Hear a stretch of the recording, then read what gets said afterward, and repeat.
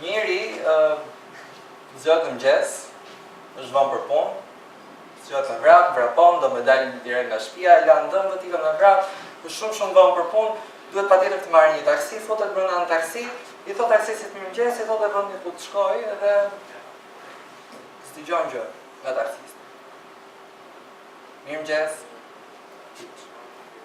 Taksisti për të hapur bisedën, fillon të thotë, punon? Po, punoj. Po mirë? Mirë. Po lotesh? Jo, nuk lotem. Mirë. Qa shtep koti që është. Ecën, pak më tutje, qa njerës koti që jemi, si nuk di me i dhënë makinës fare, asë njerë për tyre, nuk di me i dhënë makinës. Ecën pak më tutje, ndalon në semafor, fillon njerëzit e ecën, i vërtet njerëzve, shpejt, duhet kaloj unë.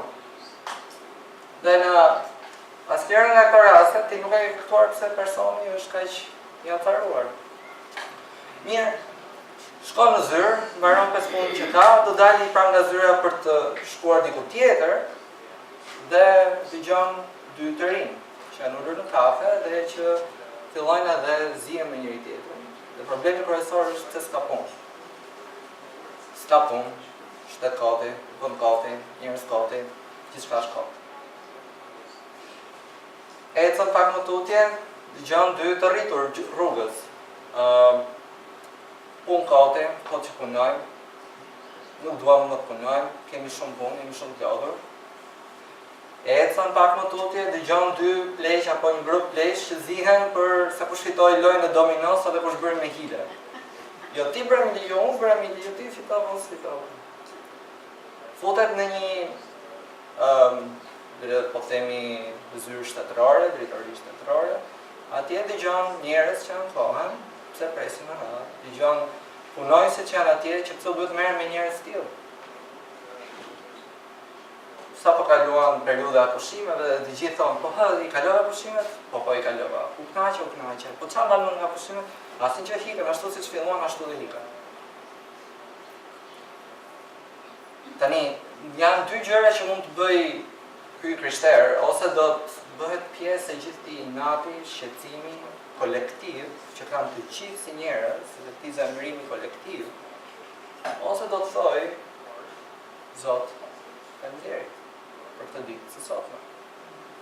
Ose do të bëhet pjesë e gjithë kolektivit dhe gjithë njerëzve, të cilët janë të pakënaqur, të cilët nuk duan të jenë të kënaqur me jetën e tyre, dhe madje ka raste që as nuk duket se po kërkojnë kënaqësinë jetën e tyre, por thjesht kanë synim të ankohen.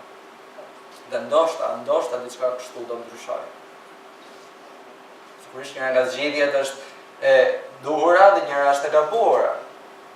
Nëse ky person që është një krishter harron të thojë, Zot faleminderit për këtë ditë sot, sigurisht që është në gabim. Dhe pikërisht këtë gjë do të shikojmë tani tek Predikuesi, tek kapitulli 9, dhe jemi tek kapitulli 9, vargjet 1 deri në 12, që do ta haveni atje.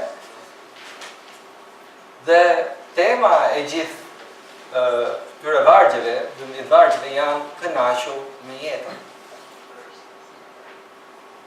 Dhe një shpjegim shumë mirë këtyre vargjeve është duke njohur sigurinë e vdekjes në këtë jetë të paparashikueshme.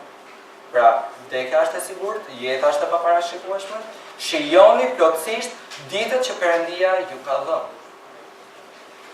E kjo vjen ndërsa Predikuesi ka qenë duke kaluar me radhë, duke munduar të kuptoj pse, përgjatë 2 kapitujve të parë, Predikuesi është munduar të kuptoj pse të drejtët dhe të ligjt kanë të njëjtin fat, kanë të njëjtin përfundim.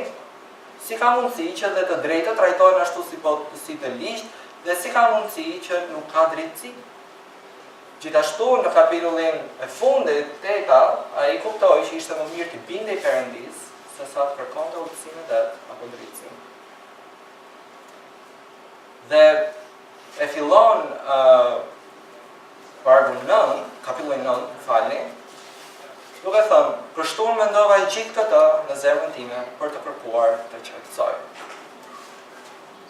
Dhe ajo që do të shikojmë sot në vargjet 9 deri në 12 janë këto vargje, do t'i lexojmë shumë shpejt, dhe madje le t'i lexojmë tash së bashku.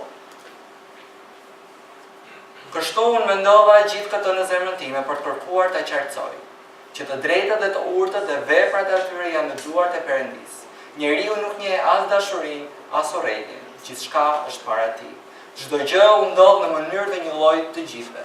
I njëjti fat pret të drejtin dhe të pabesin, të mirin, të pastrin dhe të papastrin, atë që ofron krijime dhe atë që nuk i ofron.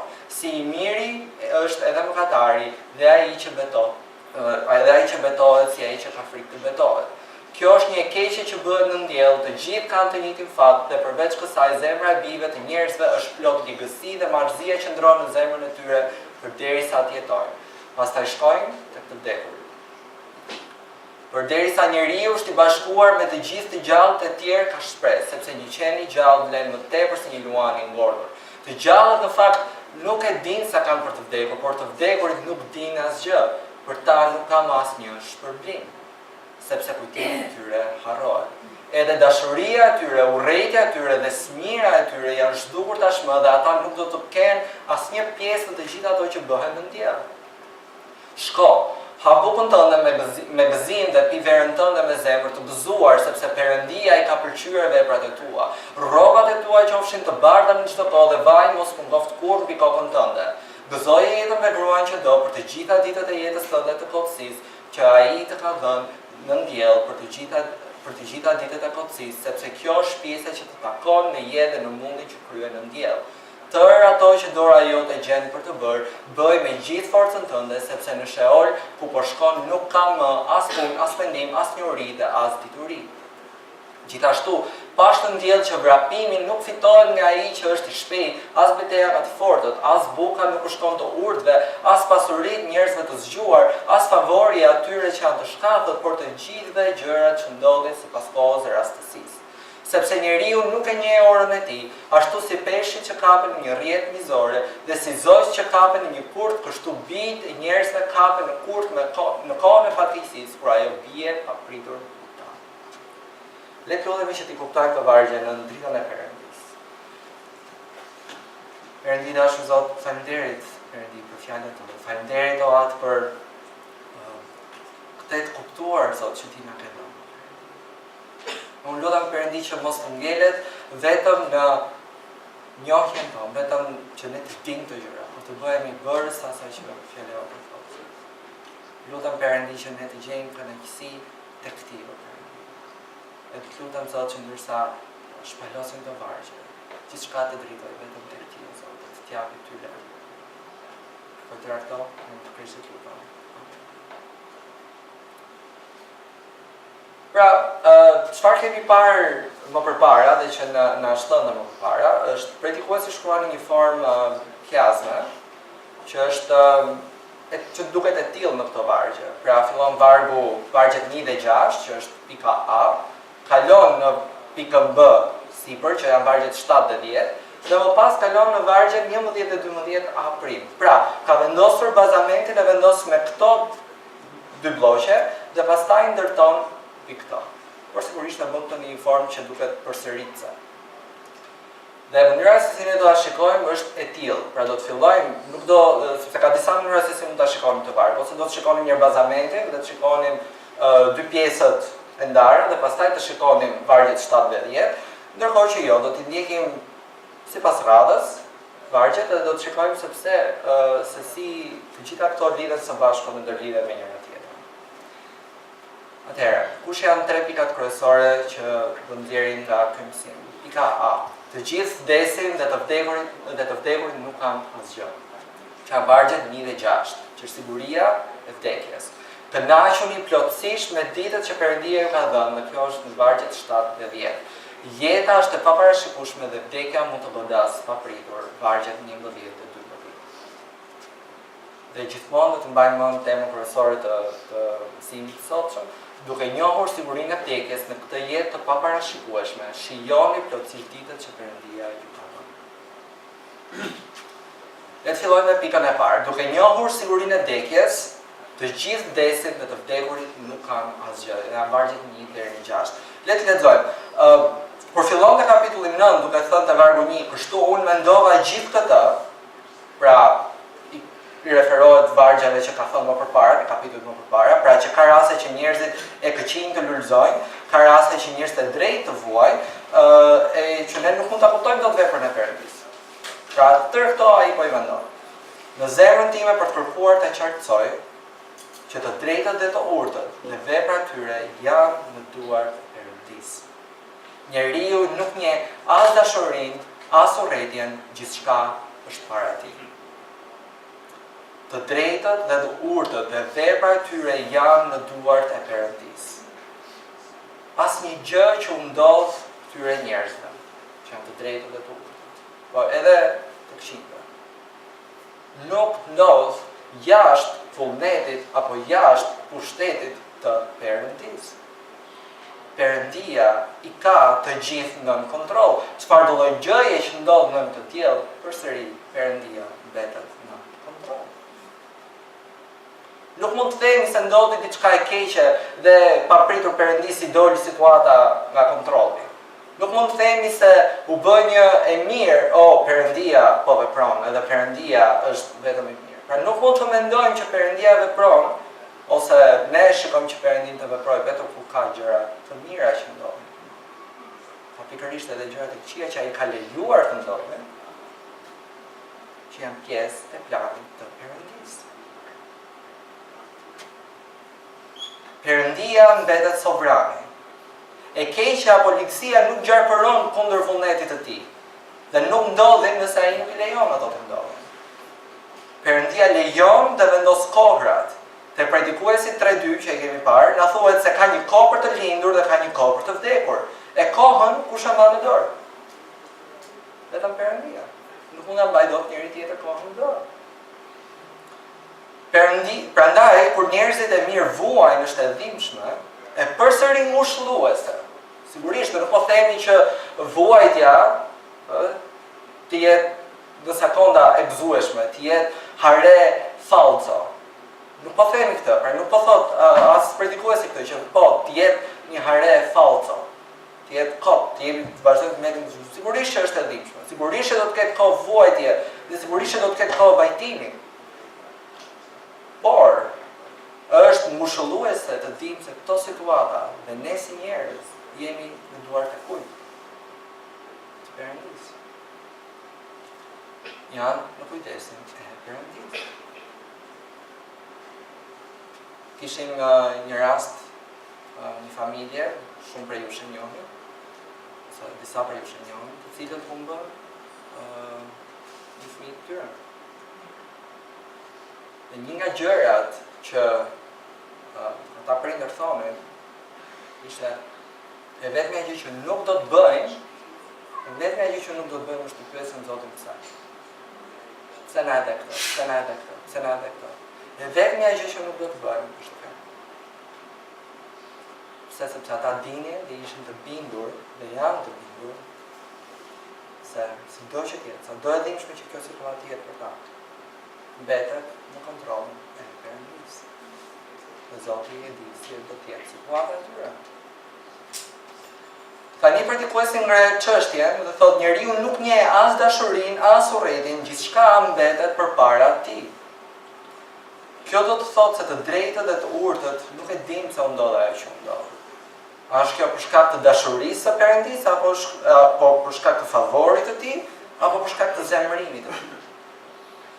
Sipas Predikuesit ata nuk e dinë sepse përjetojnë të njëjtat gjëra si pabesët, siç thotë kapitulli 8, vargu 14, dhe thotë ka njerëz të drejtë që trajtohen ashtu sikur I përket veprës së pabesëve, dhe Predikuesi vazhdon retorikën e tij për të thënë që të gjitha këto, të gjithë kjo nuk ka kuptim më për njerëzit. Tani këtu duhet të ndalemi pak dhe të shikojmë një gjë që të themi. Është vërtet I njëjti fund. Por Biblia na ka mësuar dhe ne dimë të vërtetën që vdekja nuk është fundi. Por për shkak të fokusit që po tregon dhe që ka Predikuesi, çfarë thotë? Pra analizon pikërisht të gjë. Tani që ke këtë jetë, çfarë do të bësh me këtë? Kjo është pyetja që ai ngre. Sepse pas vdekjes është një tjetër gjë. Pra I nuk heq nuk hedh poshtë për jetësinë. Madje ai ne do ta shikojmë edhe më mbrapa që do të flasi për këtë gjë, do ta analizojmë këtë gjë. Ai nuk e hedh poshtë për jetësin. Pra i thot tani në këtë jetë, tani që ju jepet kjo mundësi, çfarë do të bëni? Çdo gjë ndodh në mënyrë të njëllojtë të gjithëve, i njëjti fat për të drejtin dhe të pabesin, të mirin dhe të pastrin dhe të papastrin, atë që ofron flimet dhe atë që nuk i ofron flimet. Si i miri edhe mëkatari dhe ai që betohet si ai që ka frikë të betohet. E njëjta gjë ndodh të gjithëve, i njëjti fat për të drejtin, të pabesin, të mirin, të pastrin dhe të papastrin. Atë që ofron flimet dhe atë që nuk i ofron. E përforcon këtë edhe te pjesa e tretë e vargut të tretë, dhe pjesa A, dhe thotë, kjo është një keq që bëhet në diell, të gjithë kanë të njëjtin fat, dhe është shumë e vërtetë. Të gjithë vdesin. Por kam një pyetje. Kush janë të drejtët? Kush janë të drejtët? Dhe pjesa e dytë e vargu 3 thotë, dhe përveç kësaj, zemra e bijve të njerëzve është plot ligësi dhe marrëzia që ndron në zemrën e tyre përderisa jetojnë. Pastaj shkojnë tek të vdekurit. Kush janë të drejtët? Kush janë këta të pastrit? Kush janë këta që nuk kanë dalë kundër Perëndisë? Janë të gjithë njerëzit, të gjithë bijtë e njerëzve. Lidheni këtë me arkën e Noas, me historinë e arkës së Noas. Çfarë ka Perëndia tek njerëzit? Ligësinë e tyre, pas sa të ligj njerëzit ishin. E shkon akoma dhe më tepër veç kësaj, kur njerëzit mëkatuan mëkatin e parë. Ata ishin plotësisht të kënaqur me Perëndinë dhe ata ishin plotësisht po kalonin dhe ishin në bashkësi me Perëndinë. Dhe prapë vendosën që ai fruti nga atë pemë ishte më i mirë për ta se sa Perëndia. Dhe në atë moment, ata rënë në mëkat dhe për shkak të mëkatit kemi vdekur. Pra nuk ka as një të mirë, as edhe një. Nuk ka të drejtë.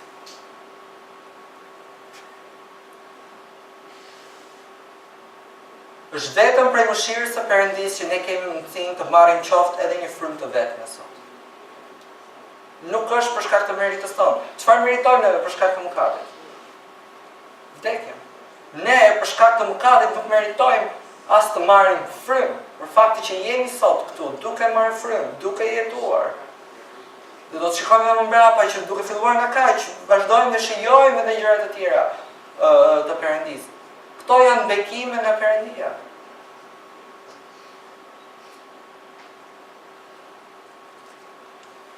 Pra edhe një herë, nuk po themi që gjithçka përfundon këtu, që nuk ka jetë të përjetshme.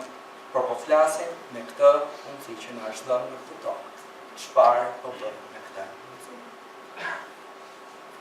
Predikuesi vazhdon te vargu 4, dhe thotë, përderisa njeriu është i bashkuar me të gjallët e tjerë, ka shpresë sepse një qen i gjallë vlen më tepër se një luan i ngordhur. Vazhdojmë edhe analizojmë edhe akoma dhe më tepër ndarjen drastike që ndodh mes vdekjes dhe jetës. Pra, sa kosh me të gjallët, njeriu ka shpresë, sepse një qen i gjallë vlen më tepër se një luan i ngordhur. Sigurisht kjo është një shprehje, themi shprehje frazeologjike në hebraisht, në kohërat atëherë. Një qen konsiderohej një kafshë e pisët, si një mi sot. Një mi kanalësh sot, ishte një kafshë e pisët, ishte një kafshë që kishte shumë sëmundje, ishte një kafshë që ti nuk doje ta kishe pranë vetes. Ndërkohë që një luan ishte mbreti i kafshëve. Një luan ishte një shenjë force, një luan ishte një shenjë drejtimi, ishte një shenjë pushteti. Por ç'punë, po ç'na hyn në punë, një luan i ngordhur. Ç'na hyn në punë? Ç'na duhet një luan që të ngordhur? S'na hyn në punë për asgjë. Edhe ai thotë, më mirë thotë të jetë një qen tillë që ne nuk e duam, cilin ne përbuzet, cilin ne urrejmë, por është gjallë, mund të bëjmë një gjë, se sa një luan që ngordhur, që nuk ka hikur mundësia e.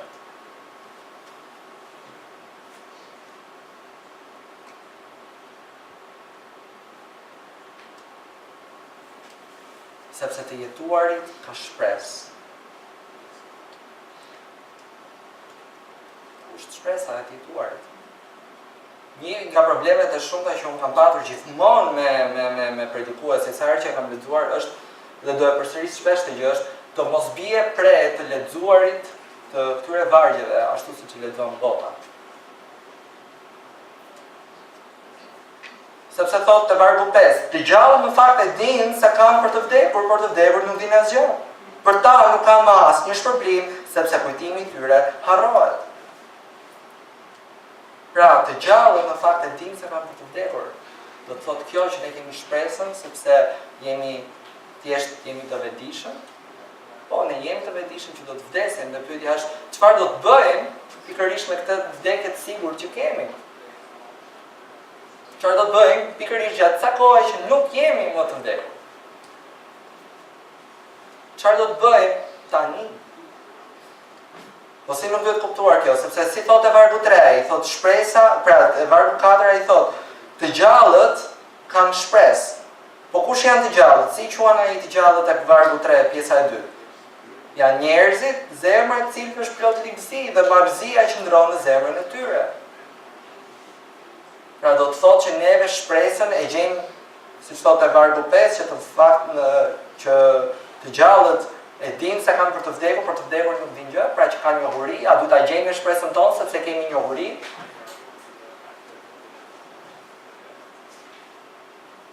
Për ta nuk kam asnjë shpërblim.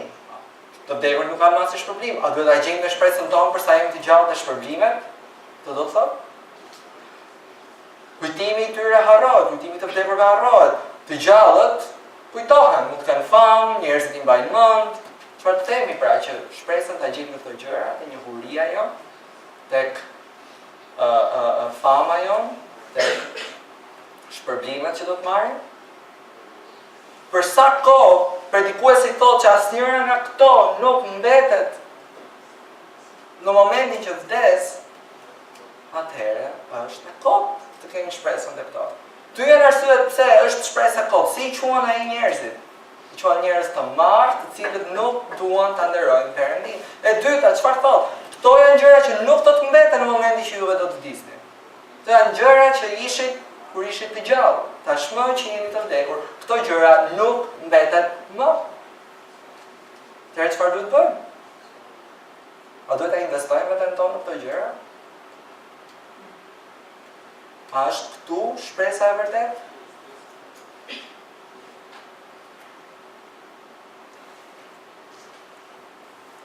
Do ta shikojmë, se ku do të jetë vërtet shpresa e vërtetë e njerëzve. Dhe çfarë mbetet në gjithë këtë? Nëse lexojmë edhe te vargu 6. Edhe dashuria e tyre, urrejtja e tyre, edhe smira e tyre janë zhdukur tashmë, pra të gjitha gjërat që ata kanë përjetuar, të gjitha dëshirat që kanë patur, të gjitha smirat që kanë patur, të gjitha dhënkat që kanë patur, gjithçka ka mbaruar, nuk është më. Është e kot. Dhe ata nuk do të kenë asnjë pjesë të ato gjëra që bëhen në diell. Pra pyetja është e vetme, çfarë mbetet? Nëse asnjë gjë nga kjo jetë nuk mbetet, çfarë do të mbetet? Kush do të mbetet? Ku duhet ta investojmë veten tonë? Dhe Mateu 6:20 thotë, blini për vete thesaren në qiell. Nëse po e kalojmë jetën tonë sot vetëm duke menduar për të nesërmen, duke menduar për çfarë do të ham, për çfarë do të pijmë, duke menduar se me kë jemi zënë, me kë do të zihemi, sa do të zihemi, kur do të pajtojmë atë që jemi zënë, janë të gjitha gjëra të kota, sepse vdekja do të vijë dhe është e sigurt. Në fakt, këto vargje, unë kisha shumë e frikë kur do ishte vetëm për vdekje, dhe do të kthehemi prapë te vdekja. Këto vargje duhet t'ju japin shumë shpresë. Sepse çfarë? Tani po jetojmë. Çfarë duhet bëjmë tani që po jetojmë? Kush na ka dhënë të jetë? Ai që na ka dhënë është Perëndia, e dinte qëllimin pse na e ka dhënë këtë jetë, e di se çfarë rezultati duhet të ketë kjo jetë. Kështu që zgjedhja jonë është a do të vazhdojmë dhe të jetojmë dhe të mbahemi fort pas tyre smirave, inateve, dëshirave tona, gjithë gjërave tona, apo do të nderojmë Perëndin, apo do të mbledhim për vetët e sare në qiell. Kjo mbetet pyetja. Tani që jemi gjallë, çfarë do të bëjmë për të nderuar Perëndin dhe për të kënaqur atë? Sepse gjithçka pas vdekjes është e kotë. Dhe le të kalojmë tek vargjet 7 dhe 10. Shijoni plotësisht ditët që Perëndia ju ka dhënë, kënaquni plotësisht me ditët që Perëndia ju ka dhënë. Dhe duhet kuptojmë që edhe më përpara predikuesi na ka thënë për të kënaqur me jetën tonë, fjalë. Pra na ka thënë më përpara këtë gjë. Por këtu në këto vargje është akoma dhe më urgjente, bëhet akoma dhe më e nevojshme që kjo gjë të ndodhë. Dhe që si thot ai te vargjet 7. Shko, ha bukën tënde me gëzim dhe pi verën tënde me zemër të gëzuar, sepse Perëndia i ka pëlqyer veprat e tua. Ai këtu na nxit në një mënyrë shumë të fortë dhe thot, shko, bëj diçka, shkundu, del nga kjo situatë ku je. Vazhdo, ec, bëj diçka. Dhe pastaj nxit dhe thot, ha bukën tënde me gëzim dhe pi verën tënde me zemër të gëzuar. Tani, a është kjo siç thon paganët që na thuhet në Bibël, të ham dhe të pim se nesër do të vdesim? Për mua ishte shumë e vështirë për ta kuptuar pikërisht në këtë mënyrë. Okay, predikuesi po na thot, hani, pini, bëni çfarë doni se nesër nuk ka. Po ja që jo. Sepse ai e vazhdon dhe thot, shko hapi, sepse Perëndia, dhe e vazhdon atje dhe thot, sepse Perëndia i ka pëlqyer veprat e tua. Kur ka pëlqyer veprat e tua, do të thotë që ai i ka provuar pikërisht ato gjëra që ti do të kalosh. Dhe neve pikërisht këtë gjë duhet të kuptojmë që ne nuk i shërbejmë një Perëndi që na do të keqe, ne nuk i shërbejmë një Perëndi që na do të shikojmë të jemi vetëm të trishtuar, nuk i shërbejmë një Perëndi që na do vetëm të lënduar. Në fakt, i shërbejmë një Perëndi që na përgatiti gjithçka të përkryer. Në parajs ai krijoi gjithçka të përkryer. Ai na vuri ai na donte që ne të jetonim dhe nuk na la thjesht jetonim ashtu nga hiçi. Por jo, ai përgatiti një tokë shumë të mirë për ne për të jetuar. Ai donte që neve të jetonim në atë kopësht, të punonim në atë ashtu. Ai siguroi edhe për të ngrënë në atë kopësht edhe për të punuar. Dhe na dha një varietet gjërash. Pra nuk i shërbejmë një Perëndi dhe nuk besojmë te një Perëndi që është i dim. Por i shërbejmë një Perëndi që është i mirë. Para pra edhe një herë, shko nuk e ko për të humbur. Mjaft me ankesat e tua, mjaft me inatin, mjaft me zemërimin, mjaft me shqetësimin, mjaft me frikën. Vazhdo dhe jeto jetën për Perëndin dhe kënaqu në këtë jetë. Urdhërimi i dytë, ha bukën tënde me gëzim. Sa për ju që futeni vakteve, ha tani se do vi ora 7-8 prapë. Sa për jush, realisht mendoni ose përbëni atë lutjen para vaktit. Mendoni, po zot, në fakt ti ma ke siguru këtë. Sa për jush, realisht ta falenderoni Perëndin për vaktit që të Urdhërimi i tretë, ngjashëm me ato të dytin, pi verën tënde me zemër të gëzuar. Në Izrael në atë kohë, vera ishte pija e tyre preferuar. Disa kanë qef ujin, çajin, kafen, si met. Ne kemi rakin. Pra, po nuk është ideja këtu se çfarë do hani, çfarë do pini, ka të bëjë me qëndrimin tuaj. Pra, shko, ha, pi, por me qëndrimin e duhur për të kënaqur dhe për të gjetur kënaqësinë tek Perëndia. Jini falënderues. Si na thuhet e Korintasve kapitulli 10 vargu 31. Pra nëse hani, nëse pini, nëse bëni në një gjë tjetër, të gjithat i bëni për lavdinë e Perëndisë. E këto vargje nuk po thonë, siç thot bota, ha pi tash sa ke jetë, shëndetin rreth parë tjera dhe vet. Jo, në fakt, jo, Perëndia në rreth të parë të tjera dhe vet.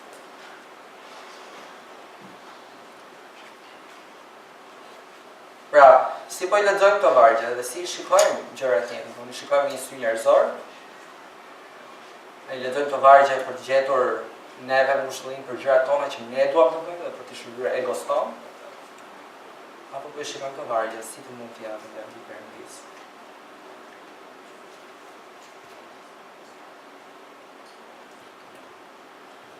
Psalmi 104, 14-15 në thotë, a I bën që të rritet bari për bagëtin dhe bimësia në shërbim të njeriu, duke nxjerrë nga toka ushqimin e tij dhe verën që gëzon zemrën e njeriu, vajin që bën të shkëlqejë fytyrën e tij dhe bukën që I jep forcë zemrës së njeriu.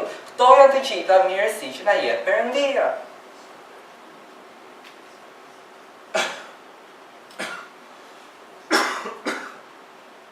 Që I gëzuar në çdo kohë, në çdo gjë.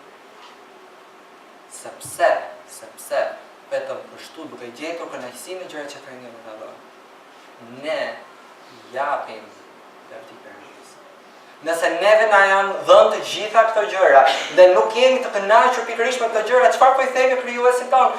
Krijuesi I dashur, du shumë fort pe ke gabim. E ke shumë gabim. Unë meritoj shumë herë më mirë se ç'tim ke dhënë.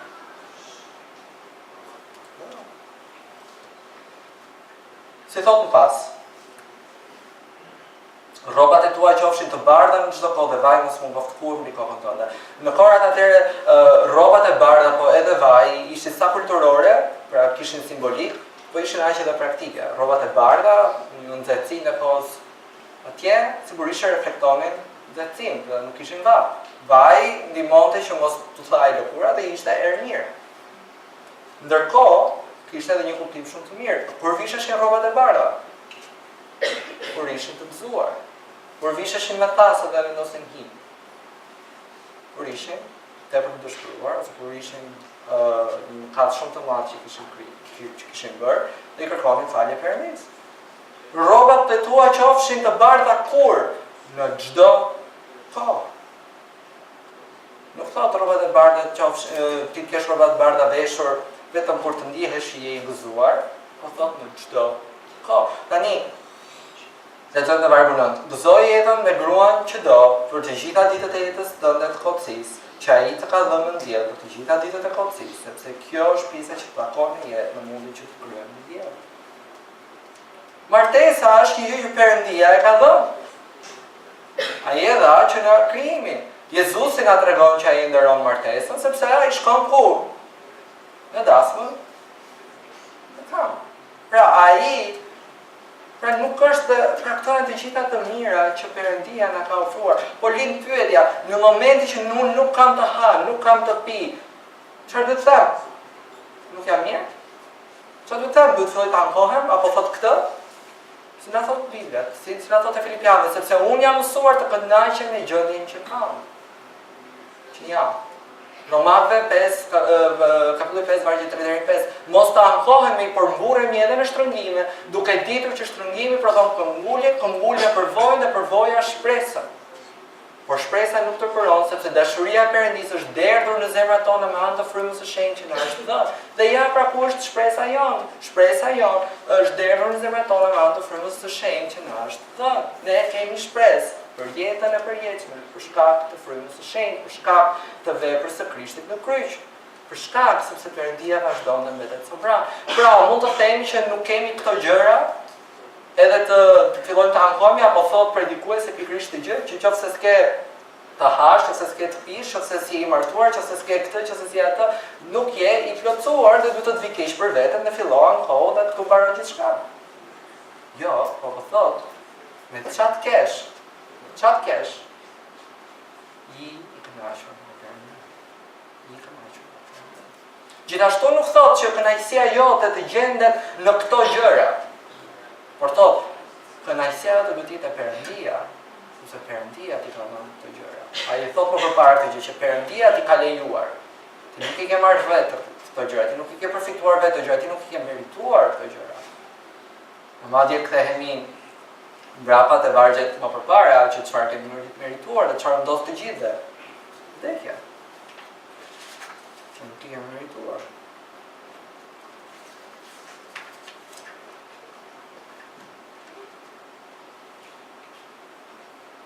Dhe të gjithë mirakun tuaj, hidheni mbi të, sepse ai mirakosën për ju. Pra ne kemi një Perëndi, pra nëse nuk kemi një situatë që përshkruan predikuesi këtu në një situatë bollëku të tillë, hidheni të gjithë mirakun tuaj mbi të, sepse ai mirakosën për ju. Pra ne kemi një Perëndi i cili na do dhe përkujdeset për ne.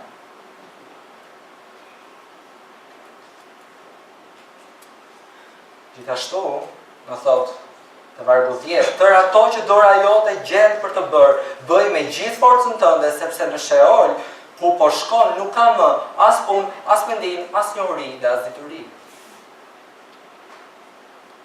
Para, që duhet kuptojmë është, çfarë tërë ato që dora jote gjen për të bërë. Këto janë të gjitha mundësitë që juve keni, që ne kemi për të bërë në këtë tokë. Të gjitha gjërat që kemi mundësi për t'i bërë, dhe dora jote që për të bërë, bëj me gjithë forcën tënde. Tani pyetja vjen dhe është pyetje personale për gjithë secilin. Kur lexoni këto vargje, mendoni për profesionin tuaj? Këto janë të gjitha gjërat që dora ime ka prekur për të bërë? A mendoni për punën tuaj? A mendoni për shkollën tuaj? Apo po mendoni në këtë situata si po nderoj Perëndin? Më është dhënë mundësia që t'i shërbej Perëndis. Perëndia më ka dhënë 2 duar, 2 këmbë, më ka dhënë mundësi për të folur, si po i shërbej Perëndis me këto gjëra. Po edhe atje, edhe në punë, nuk po themi që puna është e keqe, shkolla është e keqe, studimet janë të këqija, edhe pikërisht atje në punë. A po tregojmë për Perëndin? Kë po tregojmë, kë po shpallim? Po shpallim veten tonë? Sa i mirë është Edja? Jo. Dhe të shpallim sa i mirë është Perëndia. Dhe kur thotë sepse në Sheol ku po shkon nuk ka më as punë, as mendim, as njohuri dhe as dituri, nuk do të thotë këtu që në përjetësi nuk do të ketë punë. Mos e kuptoni në këtë lloj mënyre. Në fakt në përjetësia do të ketë punë, pse? Sepse kush e krijoi punën? Perëndia. Perëndia e krijoi punën. Por do të thotë që çfarë mundësish kemi këtu për të nderuar Perëndin, nuk do t'i kemi më vonë. Është shpreha punën e sotme ose lër për nesër, ne nuk e dimë se çfarë na premton e nesër ja. Ne nuk e dimë në fakt se çfarë do të ndodhë. Kështu që nuk duhet ta lëmë të ikë bosh asnjë ditë. Të gjitha ditët ai thotë, vishëm me rroba të bardha, hapi gëzohu dhe kënaqu në Perëndi. Po ku do ta gjejmë përsëri kënaqësinë tonë? Jo tek gjërat. Falënderimi ynë për këto gjëra nuk është sa mirë që i kam këto gjëra. Jo, është falënderit Zot që më ke dhënë këto gjëra. Dhe Zot si mund t'i përdor këto gjëra për lavdin tënde. Ne nuk jetojmë që të hamë. Nuk është qëllimi ynë. Nëse qëllimi ynë është që të hamë, jemi në problem shumë të madh. Por ne duhet të hamë në mënyrë që të veprojmë. Ne duhet të ushqemi, të pimë, të hidratohemi në mënyrë që të bëjmë diçka. Nëse synimi i jetës tuaj dhe i ditës tuaj është çfarë do ha në mëngjes, pas 4 orësh çfarë do ha në drekë dhe pas 4 orësh çfarë do ha në darkë. Dhe mes tyre çfarë do ha zemër, çfarë do ha ushqim. Nëse këtë po mendon, nëse dita juaj është organizuar me çfarë vaktesh do hani, jemi në problem shumë të madh. Dhe çdo gjë që ta bëni me dëshirë të mirë, si për Zotin dhe jo për njerëzit, duke ditur se nga Zoti do të merrni shpërblimin e trashëgimisë, sepse ju i shërbeni kujt? Krishtit, Zotit. Çfarë kemi parë? Kemi parë vargjet 1 deri në 6, vargjet 7 deri në 10, dhe tani do të kthehemi përsëri te vargjet 1 dhe 12, që është aprim që kam quajtur aty. Dhe do të fokusohemi pikërisht tash në këtë pjesë, në këtë jetë të paparashikueshme. Ai i rikthehet, pra vdekja është e sigurt, jeta është e paparashikueshme, çfarë ndodh. Do thotë gjithashtu pash në diell që vrapimi nuk fiton nga ai që është i shpejtë, as betejë nga të fortët. Jeta, thot ai me pak fjalë, është e paparashikueshme, jo vetëm që vdekja është e sigurt, po dhe jeta që ke është e paparashikueshme. Në një maraton, kush fiton? Do të ndihmoni. Ai që ka më shumë durim, apo ai që e fillon me sprint që në fillim? Uroj që ti ai që ka më shumë durim. Nuk e di. Po nuk ka shumë durim edhe ai që është në sprint. Por logjikisht është ai që ka tregon durim dhe ai që ai e fiton maratonin. Dhe këtu ai po bën një krahasim mes garës, mes vrapimit dhe mes jetës. Në jetën tuaj. Kush do të jetë vërtet ai që është i fituar, ai që jeton jetën sipas qëllimit të Perëndisë apo ai që jeton sipas qëllimit të vetes vet? Jeta është e paparashikueshme, sot e kemi, nesër s'e kemi. Çfarë do bëj? As betejë nuk fitohen nga të fortët, nuk e dini se kemi në Bibël në një histori të tillë, apo jo? Kemi. Goliati duhej të fitonte, Goliati kishte të gjitha të mirat që ai duhet fitonte, ai kishte çdo gjë që ai duhet fitonte. Sa keq që nuk fitoi, por sa mirë që nuk fitoi. Se ai kishte mburojnë, ishte i fortë, ishte i madh, kishte luftuar shumë më tepër. Dhe vjen një David, një çon i vogël, i prish punë. Kishte synim për të pushtuar një popull të tërë dhe vjen një David dhe e ndalon. Dhe si ishte populli i Izraelit gjatë gjithë kësaj kohe, ishte komplet në dëshpërim. Dhe kur shkon Davidi para çfarë jep Sauli, jep një rrobë të rëndë për të veshur, një mburoj të rëndë për të veshur, që me pak fjalë është ti do vdesësh e do vdesësh. Pak më mos dis pa mburoj, pak mos të çojmë ashtu në luftë pa mburoj, po që do vdesësh, do vdesësh. Thjesht ta menaxhojmë si situatë. Dhe sigurisht në atë situatë ishte mirë për Davidi që t'i hiqte të gjitha gjërat, mos të ngritte shpatën e rëndë dhe thjesht të vepronte ashtu siç ditët vepronte me burr. Ja të bëj. Jeta është e paparashikueshme dhe gjithmonë ka përjashtime.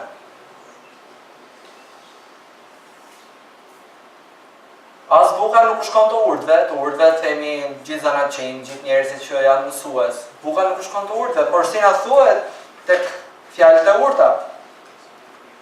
Na thuhet te fjalët e urta, kapitulli 3 vargu 16, na thuhet se urtësia ka gjatësia e jetës është në të djathtë të saj, pasuria dhe lavdia në të majtë të saj.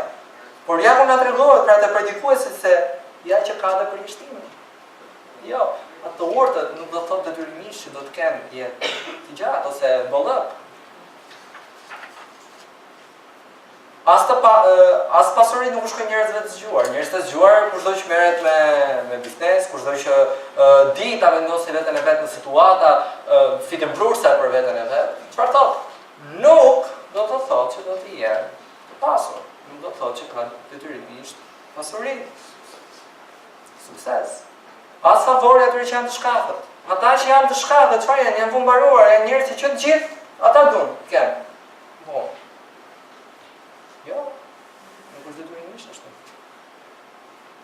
Praksi, kjo jetë është e paparashikueshme.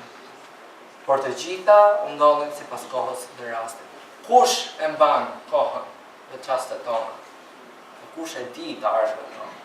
Vetëm Perëndia. Këto vargje na tregojnë se sa i pafuqishëm është njeriu dhe sa i plot fuqishëm është Perëndia. Se kush e mban të ardhmen tonë? Vetëm Perëndia. Sepse njeriu nuk e njeh orën e tij, ashtu si peshi që kapet në një rrjet mizore dhe si zogj që kapet në një kurth, kështu bijtë e njerëzve kapen në kurth në kohën e fatkeqësisë, kur ajo bie papritur mbi ta. Kur peshkatari zgjohet që në natë, rregullon që të ketë dhe garanton që varka e tij punojë siç duhet. Rrjeta është e qepur dhe nuk do i lëri peshin që të largohen nga rrjeta.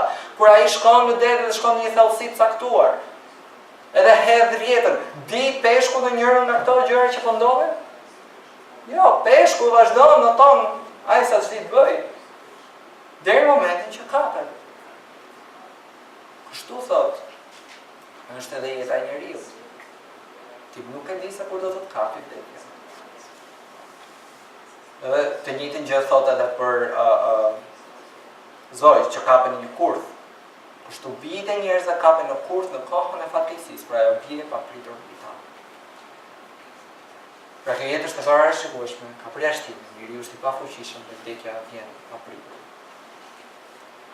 Tani, kur jam munduar për të kuptuar të gjithë këtë vargje, një gjë që nuk kuptoja që ishte ajo që mendoj që realisht ndëron Perëndia. Që më kujtua me njëherë ishte pikërisht kjo gjë. Pra mos u shqetësoni pra duke thënë çfarë do të ham, ose çfarë do të pim, ose çfarë do të vishem. Sepse janë paganët ata që kërkojnë nga këto gjëra. Si tham, pra, ta ham sot e të pim. Ati juaj qellor, pra e di mirë se ju keni nevojë për të gjitha këto gjëra. Por para se gjitha, shkërkoni mbretërinë e Perëndisë, dhe drejtësinë e tij, dhe të gjitha këto do t'ju shtohen. Kush duhet të jetë qëllimi i jetës tonë? Gjërat, mirësia, pasuria, të ngrënit, apo kërkoni mbretërinë e Perëndisë dhe drejtësinë e tij?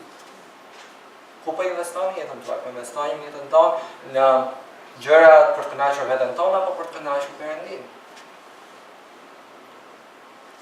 Kemi parë Predikuesit në vargjet 1 deri në 12, vargjet 1 deri në 6 thonë të gjithë do të vdesin dhe të vdekurit nuk kanë asgjë. Kënaquni plotësisht me ditët që Perëndia ju ka dhënë, dhe jeta është e paparashikueshme dhe vdekja është e papritur. Duke njohur sigurinë e vdekjes në këtë jetë, të paparashikueshme, shijoni plotësisht ditët që Perëndia ju ka dhënë. Dhe kjo është dita që Zoti ka bërë, dhe të gëzojmë dhe të kancelojmë në të. Dashur Perëndi Zot, faleminderit atë për këtë ditë sot, faleminderit o Perëndi për mundësinë që kemi për të kuptuar nga fjalët, të mësuar nga ajo. Dhe Zot, lutem Perëndi që ta japësh një kuptim sa më të drejtë të fjalës tonë, dhe lutem atë që jo vetëm që ti dëgjojmë këto fjalë, në fjalën jote Zot, por ti praktikojmë Perëndi. Dhe vazhdimisht të kujtojmë vetes tonë që kjo jetë nuk ka asnjë vlerë nëse nuk jetohet për ty, nëse nuk jetohet sipas krijuesit që e ka bërë për shëllimin e vetë. Ky je ti o Perëndi. Faleminderit atë edhe një herë për diçka që na ke dhënë dhe diçka që ti je. Për të rrethonë të Krishtit lutem.